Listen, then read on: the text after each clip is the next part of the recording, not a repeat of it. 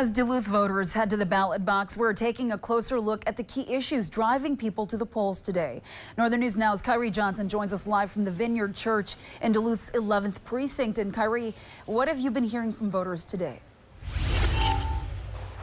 Yeah, Laura, so I've been at this precinct all day today. There's been a pretty steady flow of traffic through these doors behind me here, maybe even a little bit more now than there has been during the day with people getting off of work. But a common theme that I'm hearing from voters is that no matter what side of the ballot they're planning to cast their vote for, they simply just want to feel like they're being heard. Now, under Minnesota's primary rules, voters must stick to a single party ticket. The top vote getters from each ballot will advance to the general election this November.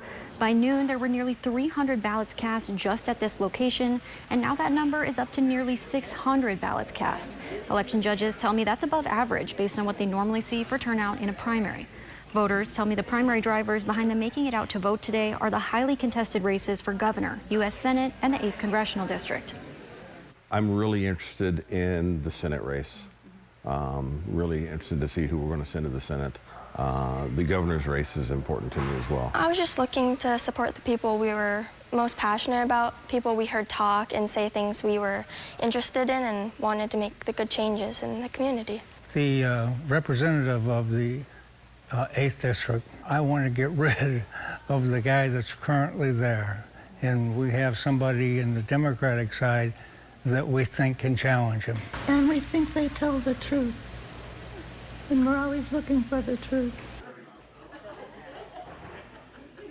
From first-time voters to seasoned veterans, a strong sense of civic duty seemed to bring a majority of people out today.